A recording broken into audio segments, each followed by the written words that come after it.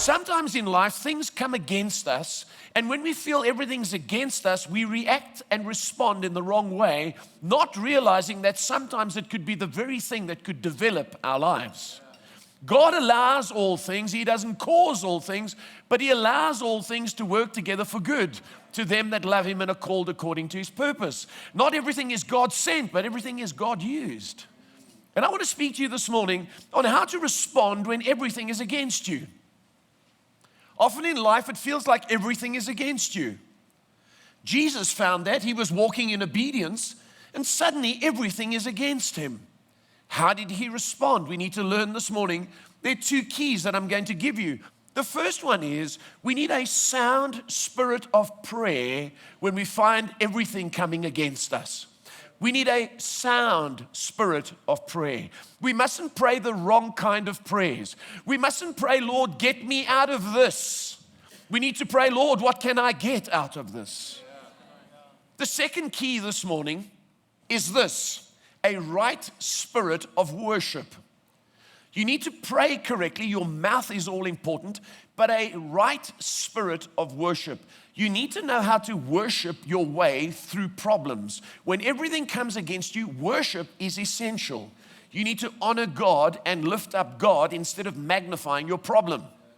I want to give you today some keys for the power of worshiping in times of trouble. Things that you need to remember when you face trouble, because a right spirit of worship can get you through the challenges you're facing when everything seems to be against you. Number one, this is most important. If you're going to develop a right spirit of worship, it never asks why.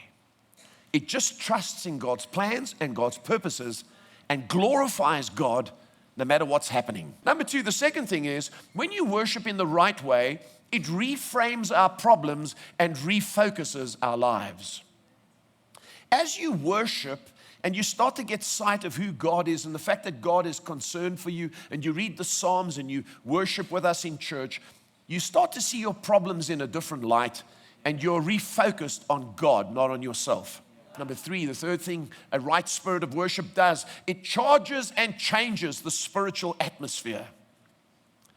If you want the spiritual atmosphere around you to be anointed and electric and powerful, worship God, because you can charge it and change it with worship.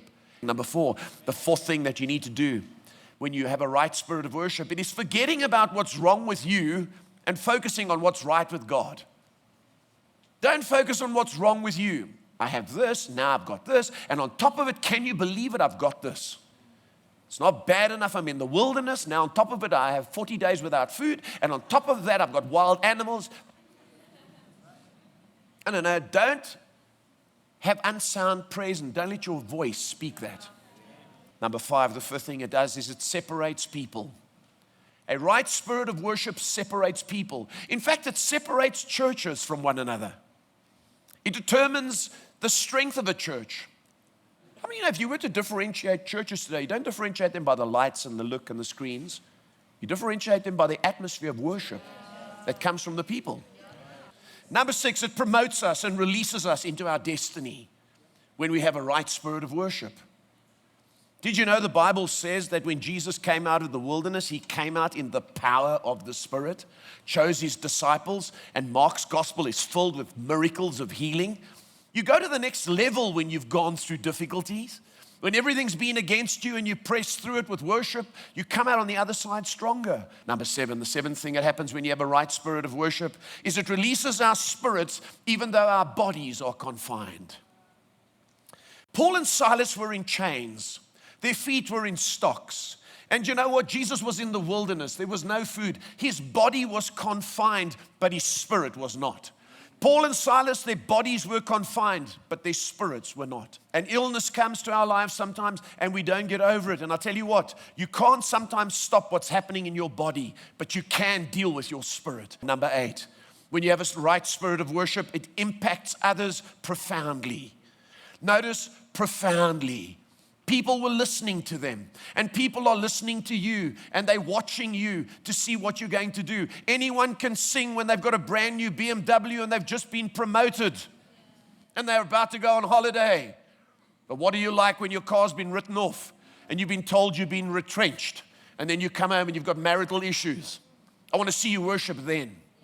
When you worship then, it impacts others profoundly, because they cannot understand how you can be in stocks, beaten, flogged, and abandoned, but you still worship God. That's supernatural. And then lastly, church, this is so important. Worship in misery produces majesty.